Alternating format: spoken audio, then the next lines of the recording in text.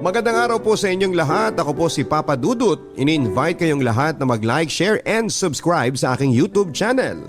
Imbitahan ang inyong mga kaibigan na samahan tayo sa pagtutok araw-araw sa mga kwento na exclusive lamang po sa aking YouTube channel. Ngayong araw sa Papa Dudut Stories.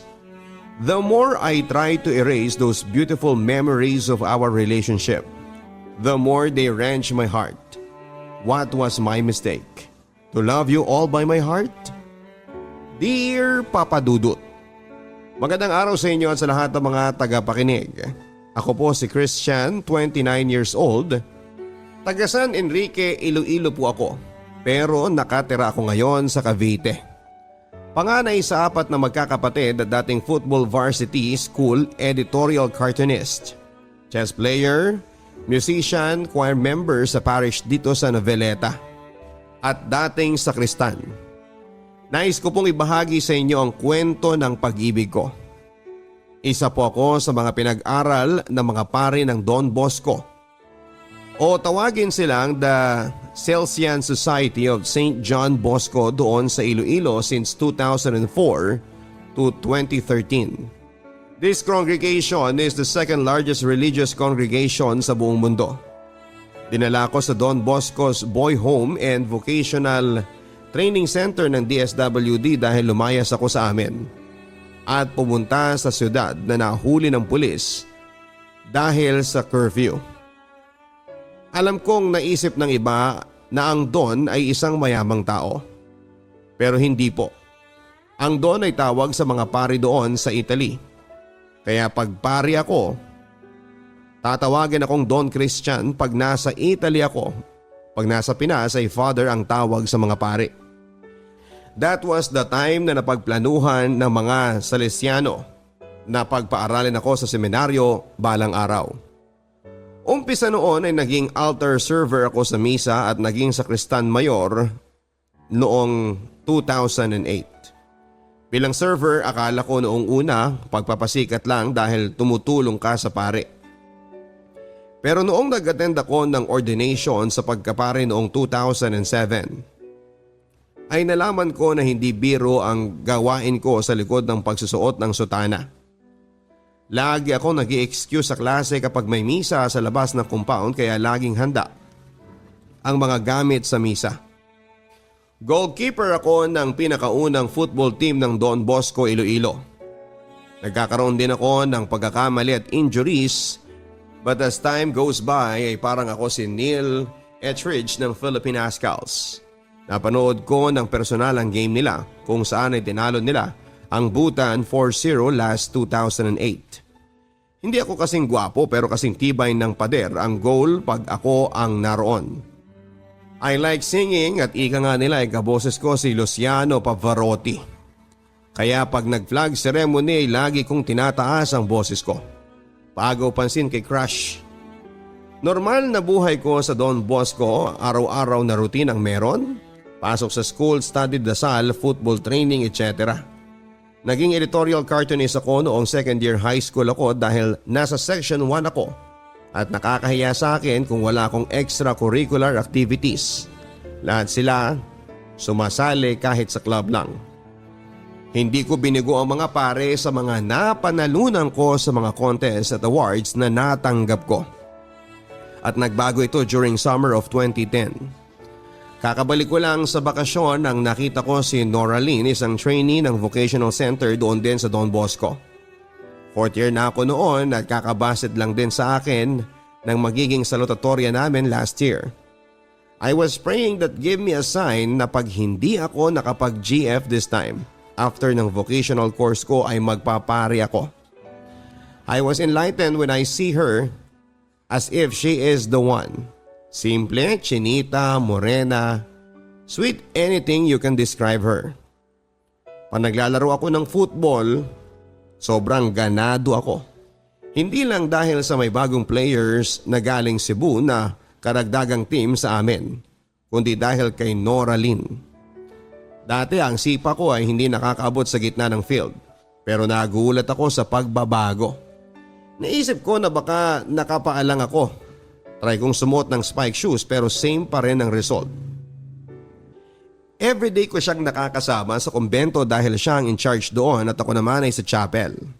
Simpleng bati lang lagi, pasulyap-sulyap. Second week of July, namatayan ang kapatid ng isa sa mga scholar at nagpa-schedule ng misa sa Lamay. Nag-grocery kami at nag-alay ng misa. I was called Monsignor dahil sa kasipagan ko sa pagsiserve kahit para lang sa mga pare na binigyan ng honorary title galing sa Vatican yon. At dahil dito umpisa sa rosary hanggang matapos ang misa ay hindi ako nakaupo. Pinaupo niya ako sa tabi niya at kumain. Biglang may pusang tumalon sa akin at nagpapalambing. She was amazed dahil bago lang ako doon tapos biglang magpapalambing sa akin ang pusa. Pinasa ko sa kanya pero natural na malambing talaga ang pusa, hindi gaya ng iba. That was the first time we talked to each other formally. Nalaman kong single pa siya, Papa Dudut.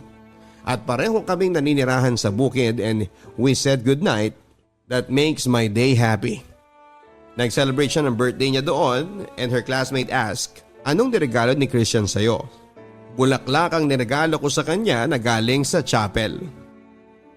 Pinili ako ulit bilang cartoonist for the last time at sisikapin kong umabot sa Regional Schools Press Conference o National dahil laging nasa division ako natatalo. Nanalo naman ako pero hindi qualified sa regional. Sobrang inspired ako, Papa Dudut, kaya na third place ako sa training on the spot contest. Sinabi ko sa kanya yon at nakita ko ang reaction niya. It was priceless. Making me boost for more in preparation for the 4th Congressional School Press Conference. Niligawan ko na siya, Papa Dudut, dahil sa pagkatagal-tagal ko sa Don Bosco. Hindi pa ako nakakaramdam ng ganong saya. After 6 days ay sinagot naman niya ako. Pero doble ingat ako dahil mahigpit na pinagbabawal ang pagkakaroon ng karelasyon sa Don Bosco. Kapag nalaman nila ay pinapaalis nila. Same din sa ibang schools na tumatanggap ng female trainees. Ang iba nabuntis kaya pinatigil na lang. Kahit na alam ng mga pare pero pinag-iingatan ako nila. Monsignor, hinay-hinay lang ha. Baka matulad ka sa iba. Ayaw naming mawala ng sakristan at goalkeeper sa team.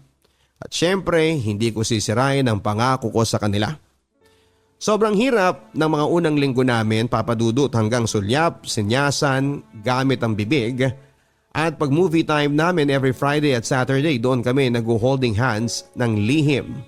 Pag ang volunteer lang ang nagbabantay, pag pare, layo muna. Sunday noon at ang gospel ay about sa commitment. Nagbabaga ako ng uling para sa insenso nang biglang sinabi ng pare na Christian, "Tinatanggap mo ba si Nora Lynn bilang iyong asawa?" Alam ko ang linyang yan dahil nakakapag-serve naman ako sa kasal ng ilang beses na. Nang pumasok ako sa loob ay napatahimik sila, Papa Dudut. Napatingin ako sa kanya at nakita kong tumatawa. Samantala nanalo ako sa Congressional School Press Conference pero natalo sa division. Ganadong ganado ako dahil first month namin yon at pupunta ako sa city dahil doon ang venue. Pero umuwi akong luhaan dahil it was my last shot pero nasayang lang. Pero tinanggap ko dahil I've already done my part and it's time to pass it to others. Semestral break nila pero sa high school ay walang sem break. Inabangan ko siya bago ako bumalik ng school at umiyak dahil 2 weeks nang wala siya doon. But she assured that she will come back and she left me her high school ID. Days na wala siya, nakakalungkot, nangihina ako at walang kabuhay-buhay. Para akong goalkeeper sa sneakers commercial na sobrang lampa. May inassign na 2 seminarista galing Cebu at pinadala sa Iloilo. Tinuruan akong tumugtog ng flute recorder na tinapos ko kaagad ng 1 araw lang. Naging libangan ko yon. Tumutugtog ako ng mga religious songs, pati ang introduction ng Wind of Change ay pinag-aralan ko.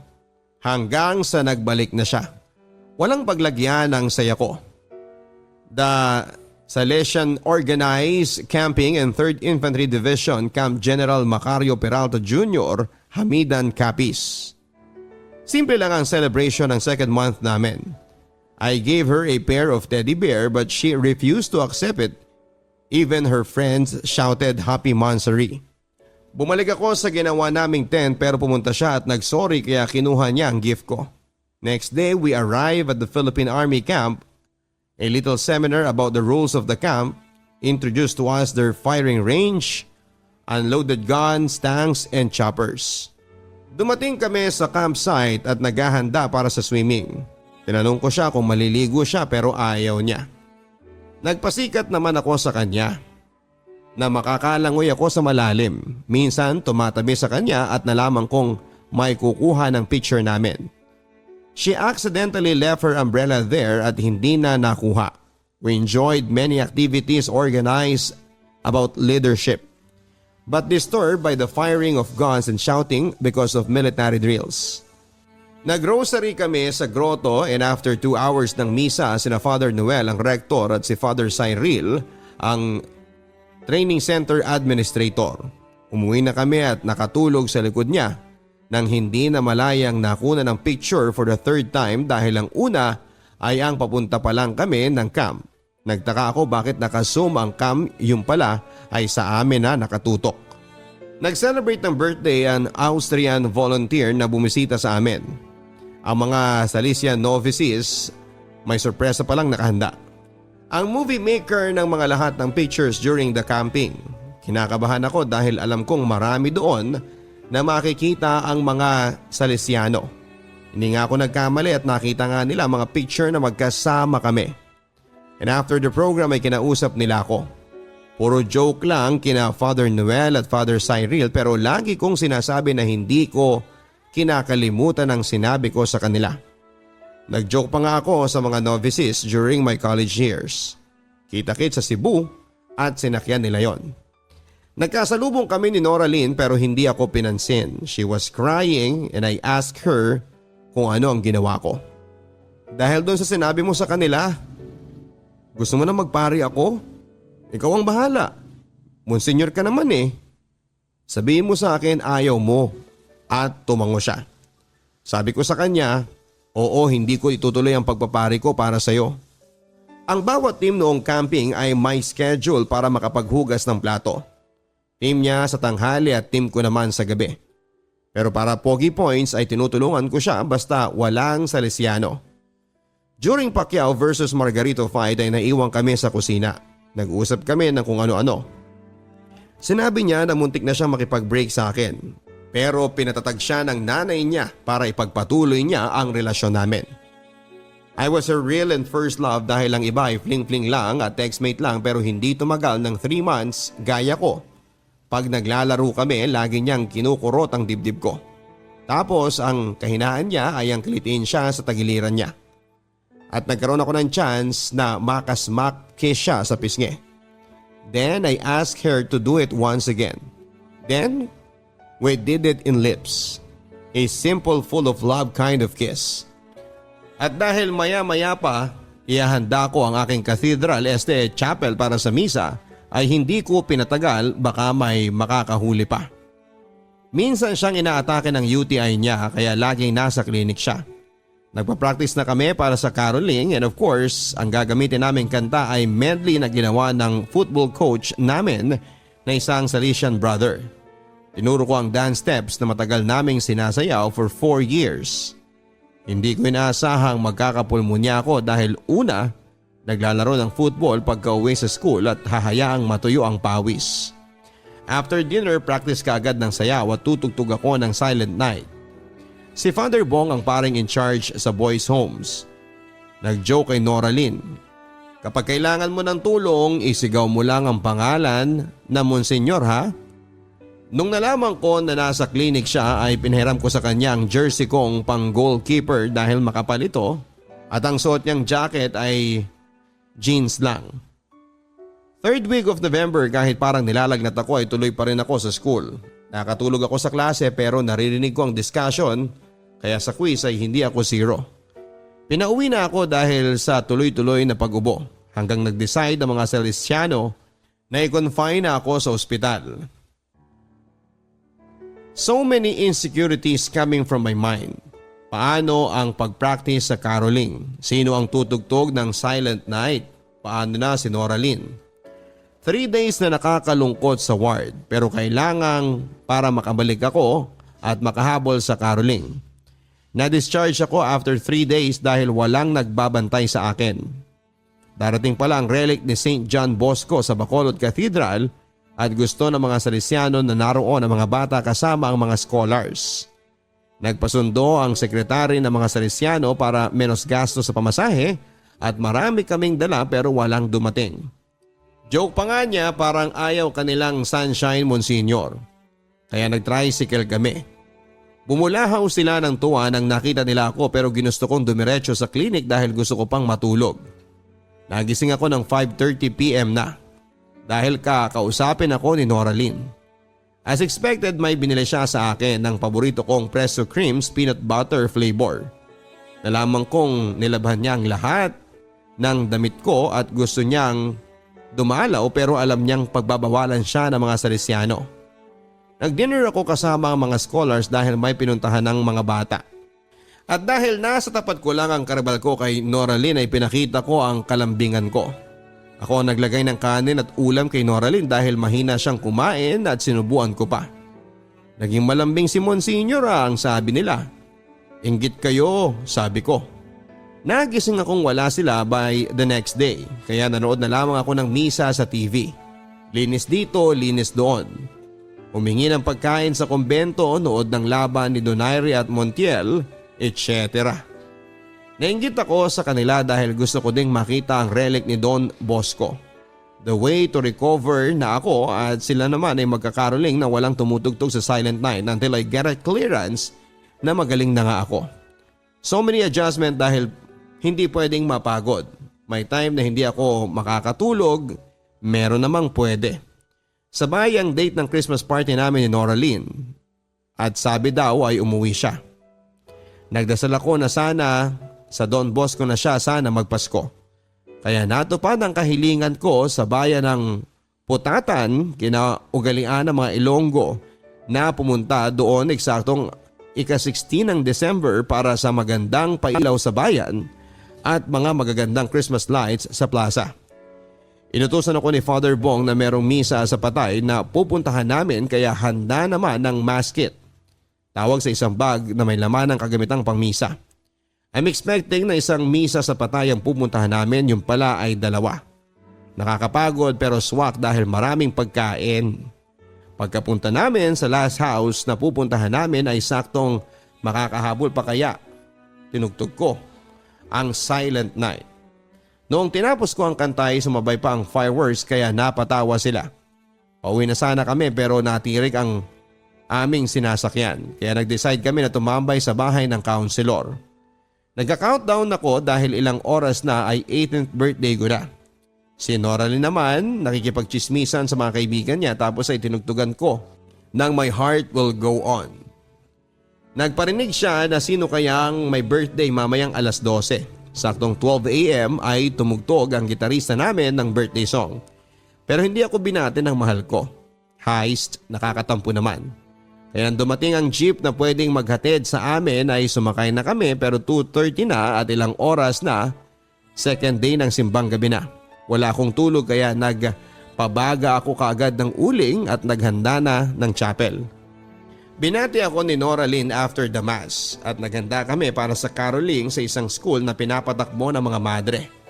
Pagka-uwi namin sa Don Bosco ay hindi ko inaasahan na binigyan niya ako ng regalo. Napakasaya ng Pasko dahil nagsimba ang kapatid ko sa Christmas Eve Mass. Nagkaroon ng Christmas party, karaoke at binigyan kami ng regalo. After ng Epiphany of the Lord ay bumalik na kami sa dati. After 3 weeks preparation naman para sa feast day ni St. John Bosco sa January 31st. Meron kaming invitational game at isang magarbong kasal, matuturing mong wedding of the century yon. Dahil sa malaking gagastusing pera. Sa reception pa lang halos lahat pinapunta na. Alam kong maraming kasal na ako nasaksihan at ako ang nag-serve pero first time ko to dahil nariyan si Noraline. Sa right na taking of vows ay napatingin ako lagi sa kanya as if kami ang nakatayo sa harap ng pare. Buti hindi ako nagkamali dahil istrikto pa naman si Father Bong in terms of pagsaserve sa misa. During lunch ay nag-decide akong tumambay sa dining hall kaysa makipagsiksikan sa reception. Dinala ni Noraline ang radyo at pinaandar at saktong oras na ng programa mo sa radyo, Papa Dudut. Yes, that was the first time na makinig ako sa programa mo. Masyado akong nakarelate sa story kaya napaiyak ako sa kanyang iingatan ka. Ginulat ako ni Noraline at sinabayan niya ang kanta. Kaya pala minsan kinikwento niya sa akin ang programa mo at naging fan na din ako umpisa noon. Next day, game time na kaya todo ensayo ako para sa game. Nanalo kami 2-1 at sa palagay ko, ito ang magiging pinakahuling laro ko as varsity dahil ang mga dating ka-teammates ko ay unti-unti nang umaalis. After ng feast day ni Don Bosco ay dumating na ang buwan na kinakatakutan ko, ang February. Alam kong buwan ng pag-ibig yon pero ang buwan na ito ay madalas na pinapadala ang mga trainee sa Cebu upang mag-OJT at magkaroon ng regular na trabaho. I felt it noong naghanda ako para sa JS Prom. Pinapunta ng mga Salesiano ang mga parents ng mga trainees at dahil absent ako, as required by our principal ay nagkita kami ng nanay ni Noraline. Kinakabahan ako dahil mas matangkad pa siya sa amin pero sobrang bait naman niya. Nanood kami ng game ng Ascal versus Mongolia. Nagrereklamo ako kung bakit hindi sinalon ni Etheridge ang bola na pwede namang mahuli. Narinig ni Noraline yun at sinabing minsan ganyan ka din naman. Napatahimik ako dahil totoo naman. Third week of February pinauwi sila para makapag-process ng kanilang requirements for OJT. Eksaktong February 25, 2011 ang mismong araw ng send-off nila. Hindi ko malalaman ang gagawin ko. Ininom ko ang mass wine, sorry po mga fathers. I try my best to be busy, laro ng chess, nag-flute, etc. 12:30 ng tanghali, nakahanda na si Noraline para umalis. Binigay niya sa akin ang tool bit na ginagamit sa lathe machine at ang CPIN number niya. Konting picture na kasama siya. Kinakantsawan pa ako ni Father Noel na kiss na Monsignor. Yakap na. I know I need to hug and kiss her pero duwag ako. Pinakandak ako ng pinakaunang pagturo ng pagtugtog ng flute habang minamasdan ko ang jeep na umiikot sa compound ng Don Bosco for the last time na siyang maghahatid kina Noraline sa pier. Napaiyak ako habang minamasdan ko ang paglaho ng jeep sa aking paningin. Hindi lang ako ang napapaiyak pati na rin ang unang estudyante ko sa flute sessions ko. Her unconditional love was felt by the boys. Walang ate Noraline na tutulong sa kanilang assignments, magpaplansya ng kanilang uniforms, maglalambing sa kanila etc. Hindi ako makakalaro ng soccer ng maayos dahil ramdam kong nariyan siya sa kanyang tambayan para manood ng laro namin. Iniisip na siya ang naglilinis ng kwarto ni Father Noel. Nagpa-plan siya ng uniform ko, naghahanda ng lunchbox ko. Pag hindi ko natapos ang assignment ko, nagpapasuyo na tapusin niya na merong sagot ko. Nakaupo sa dulo tuwing misa, nag-aalaga ng mga aso, masayang mukha na sumasalubong sa akin after ng game at mag-good night sa akin. Sobrang hirap talaga. Hindi ako makakatulog ng maayos dahil sa kanya. Almost 2 weeks ko na siyang tinitext pero walang tawag akong natatanggap. I badly missed Noraline. Tinutokso pa nila ako na malaya ng gawin ni Stephen ang balak niyang gawin sa nobya mo na hindi mo nagawa. Gawin ni Stephen sa iyo si Noraline. May tiwala ako sa kanya na hindi niya sasagutin si Stephen. During my graduation practice ay tumawag na siya. Napaiyak ako dahil sa sobrang pananabik sa kanya. Kung ako sana ang ika-4 na Hokage, araw-arawing kitang dadalawin para maibsan lang ang kalungkutan ko. I heard her cry as we reminisced our memories.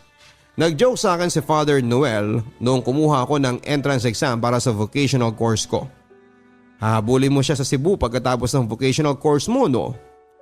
Lahat ng mga boys home pagkakatapos ng high school ay posibleng dadaan dito bago lumabas ng compound ng tuluyan. Oo, hahabulin ko siya. Natapos ko ang vocational training ko pero kahit anong job fair na ino-offer ng mga company sa Don Bosco ay hindi ako pinapalusot ng mga Salesiano dahil itutuloy nila ang balak ng mga Salesiano umpisa noong baguhan ako. Ang pagpapaaralin ako sa kolehiyo. Nalaman kong umuwi na pala si Noraline at iniwan niya ang kanyang bagong CP number sa kusinera ng kumbento. Tuloy ang lambingan hanggang sa umuwi ako ng San Enrique upang pagtuunan ng pansin ang lolo ko. Oo, hindi ko tinapos ang college. Nagkaroon kami ng kaunting hindi pagkakaintindihan hanggang sa tuluyang nakipaghiwalay sa akin si Nora Lynn. Napakasakit Papa Dudut, nais kong tapusin ang buhay ko dahil sa mga nangyari. Matagal na nangyari yon pero tuwing gabi, napapanaginipan ko pa rin si Nora Lynn. Ayaw ko nang magising dahil gusto ko siyang makasama. Physically nakapag-move on na ako pero emotionally hindi pa rin. Marami na akong nagugustuhan sa choir o sa mga nakakasalamuha ko araw-araw pero hindi ako makahanap ng kagaya mo, Nora Lynn. Sana napakinggan mo ito sa paborito nating programa. Mahal pa rin kita, palangga ko, ikaw gihapon. Salamat Papa Dudut sa pagbasa ng aking storya upang ibahagi sa iyong tagapakinig. God bless and ingat tayong lahat sa nagpapatuloy na pananalasan ng pandemya. Nagmamahal, Christian. Mga ka-stories, maging updated po sa ating mga bagong post sa pamamagitan ng pagpindot ng notification bell. Panoodin din ang mga personal vlogs ni Papa Dudut na makikita po ninyo sa playlist section ng aking channel. Ngayong araw sa Papa Dudut Stories. Papa Dudut Stories.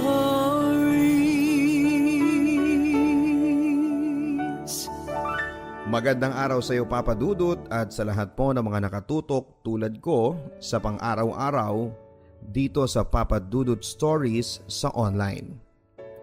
Ang story na aking ibabahagi sa inyo ay makailang beses ko na pong tinangka na ihinto sana ang pagpapadala dahil na rin po sa takot o kaba sa maaaring mabasang reaksyon ko mula sa inyong mga listeners.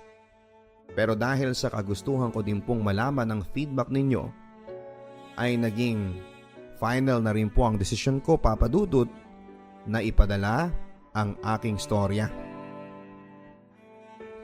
Dear Papa Dudut, tawagin niyo po ako sa pangalang Eileen, 23 years old na taga Valenzuela City. Magsisimula po ang aking kwento sa mga panahon na nagli-live-in na po kami ni Kurt. Para sa akin ay malakas ang karisma na meron si Kurt at sa katunayan Papa Dudut ay na love at first sight ako sa kanya. Si Rurong Madrid ang lookalike niya. Tisoy, maamo ang mukha at higit sa lahat ay malaki ang kanyang pangangatawan. Mahilig kasi si Kurt na magbasketball at magbuhat sa gym. Pero kahit na malaki ang pangangatawan niya, ay mahinahon naman siyang magsalita. Pero alam ko nang protected ako sa kanya dahil lagi niyang pinaparamdam sa akin na mahal niya ako. Sa mga simpleng bagay yon pero naa-appreciate ko. Halimbawa, yung pagbibigay niya sa akin ng flowers tuwing Valentine's Day. Yung paghalik niya sa akin bago ako umalis. Yung mga simpleng text na kumain ka na ba at miss na kita ay hindi niya kinakaligtaan. At dahil pareho kami halos ng edad, ay nagkakapareho din kami ng lahat ng hilig namin. Sa tuwing araw ng sweldo ay naglalaan kami ng budget para sa kain sa labas at panonood ng sine. Lumalabas din kami with friends kapag weekends. Pero nang napag-alaman namin na nagdadalang tao na ako, ay kailangan na rin namin na mag-budget. Marami kaming mga kaibigan na nakakasalamuha Papa Dudut. At isa sa mga pinakamatalik na kaibigan ko ay si Jessa, na naging kaibigan na rin ni Kurt. Classmate ko si Jessa sa high school. Nagkahiwalay lang kami ng landas noong nag-college na dahil sa magkaibang school na kami nag-enroll.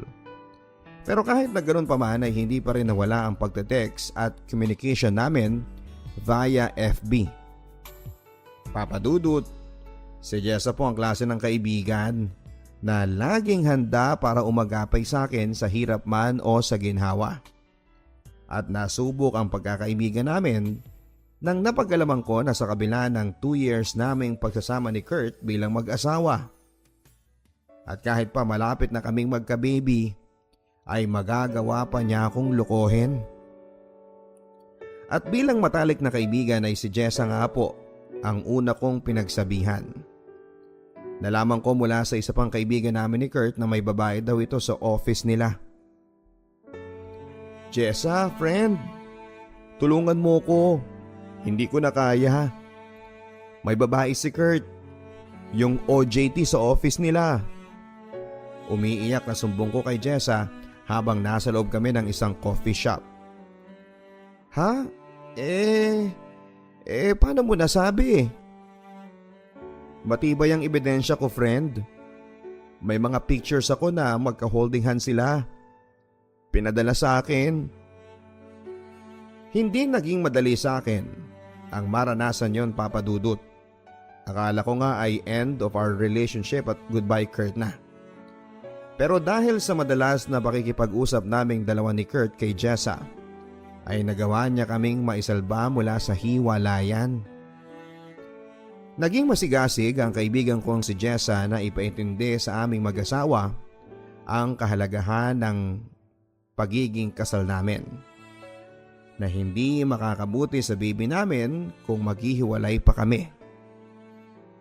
Ito ang isa sa mga nakakatuwang ugali ni Jessa.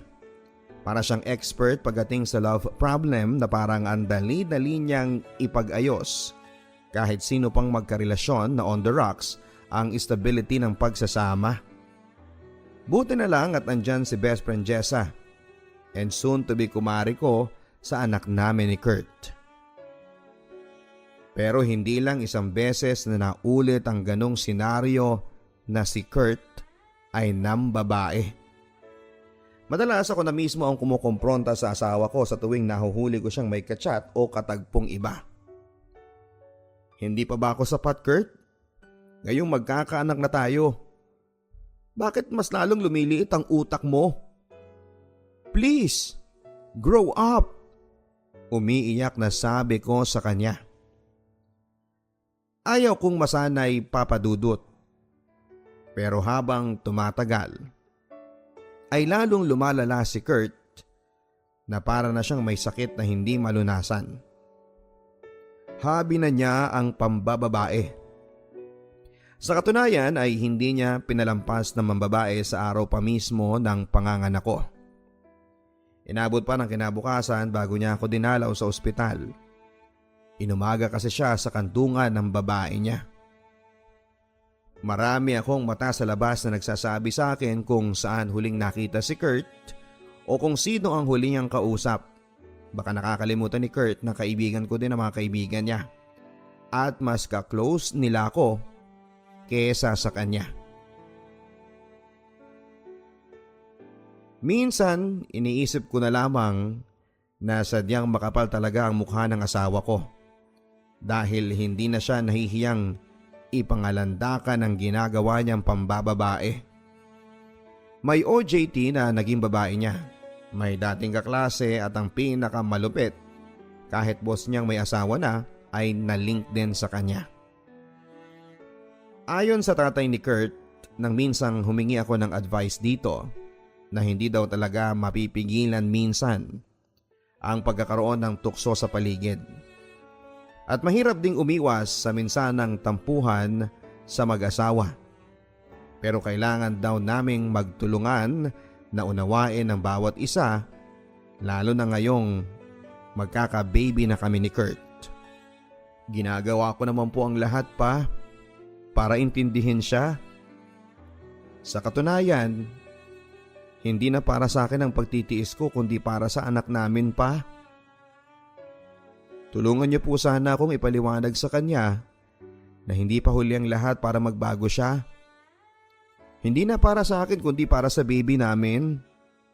Umiiyak na pakiusap ko sa papa ni Kurt.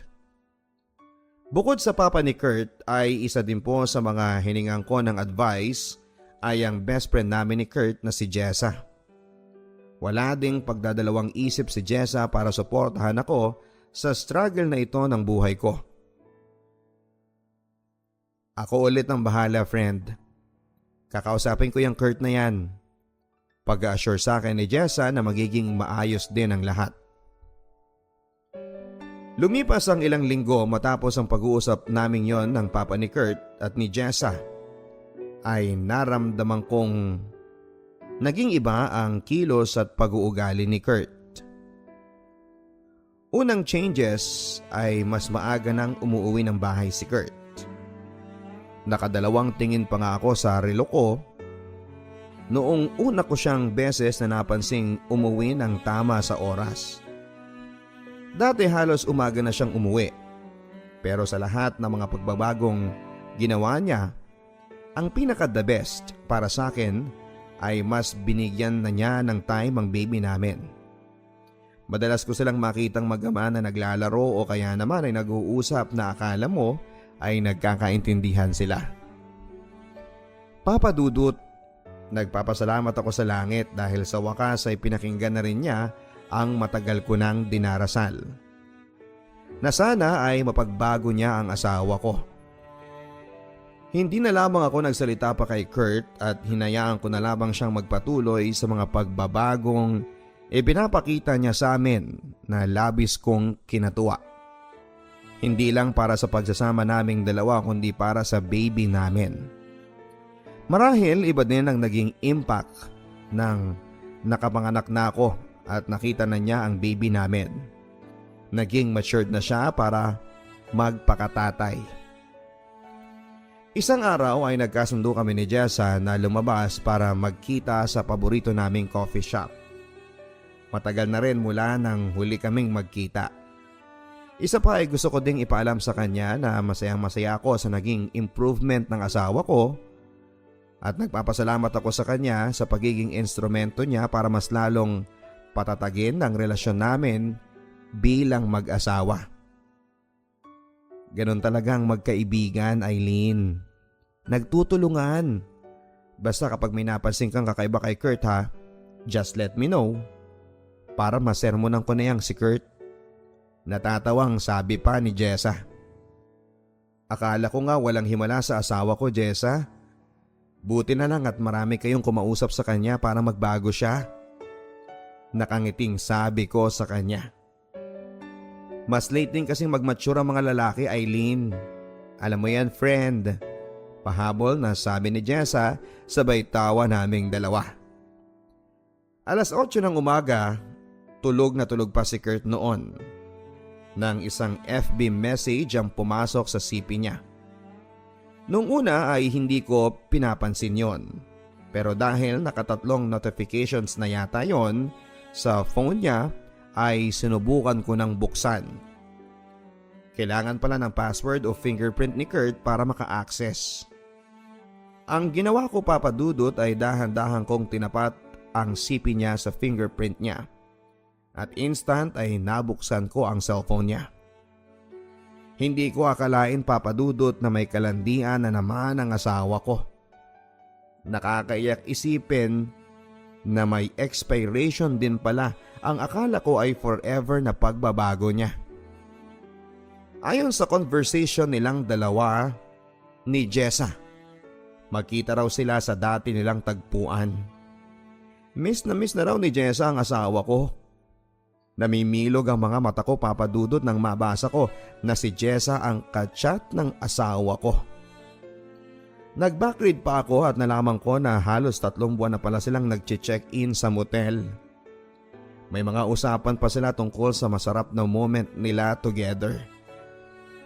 Miss na raw niya ang yakap at halik ni Kurt.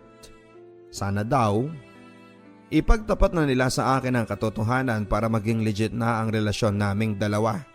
Pakiusap ng asawa ko kay Jessa. Pero si Jessa ang nakaisip na kailangan palabasin niya na nagbago na siya para hindi daw ako makahalata na may relasyon silang dalawa. Hindi lang yun ang mga revelations na mga nabasa ko, Papa Dudut. Marami pa akong kababuyan na nabasa sa mga palitan nila ng mensaheng dalawa. Halos magiba ang buong kwarto namin, Papa Dudut, nang nagwala na ako.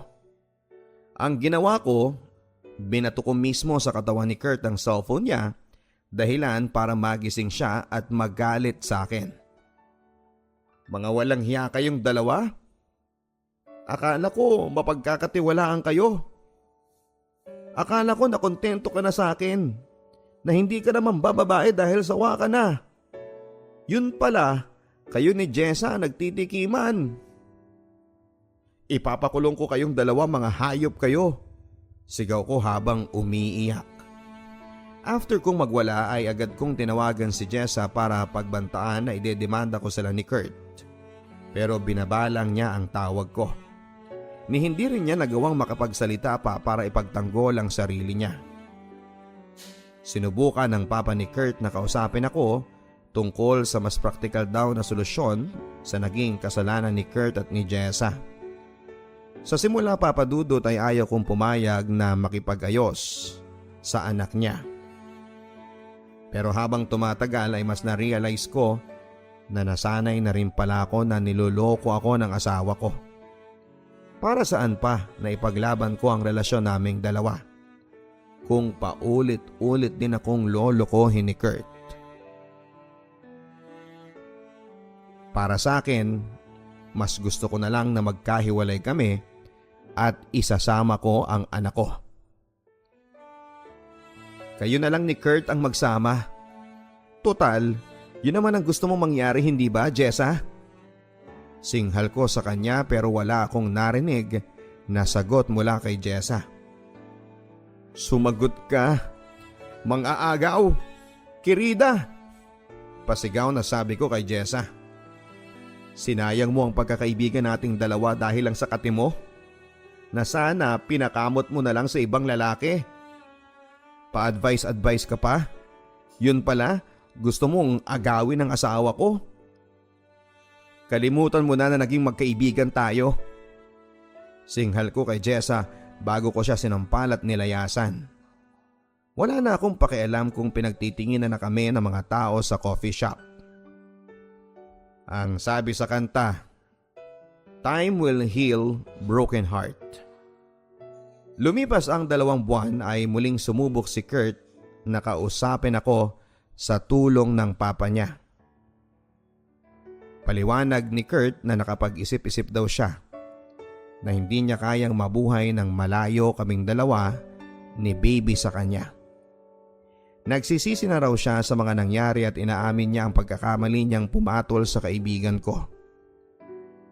Sa ngayon, Papa Dudut, ay magkasama na kaming muli ni Kurt sa bahay namin.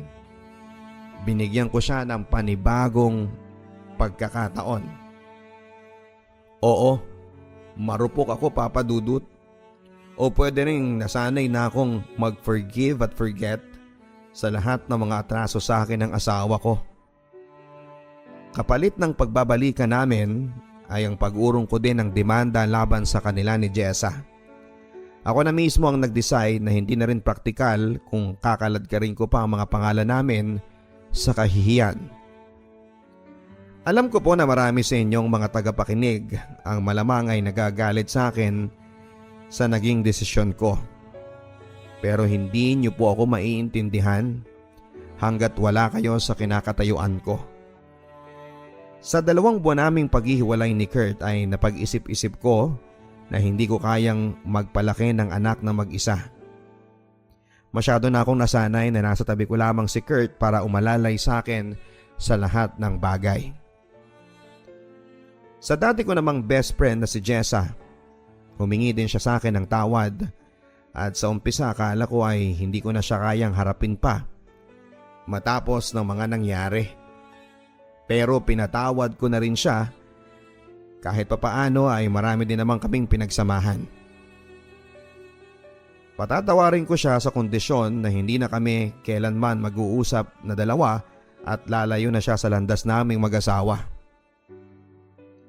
Papa Dudut, ito po ang kwento ng buhay at pag-ibig ko na sana ay nagbigay ng aral sa inyong mga listeners sa YouTube. Na huwag mong hayaang sirain ka at ang pamilya mo ng galit at biglaang desisyon. Kailangan mo ding magpakapraktikal hindi lang para sa sarili mo, kundi para sa mga taong pwedeng madamay.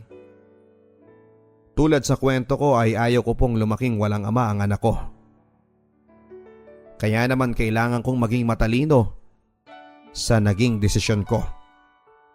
Ang inyong ka-stories na patuloy na umaasa na makalimot na sa sakit na aking naranasan. Eileen of Valenzuela.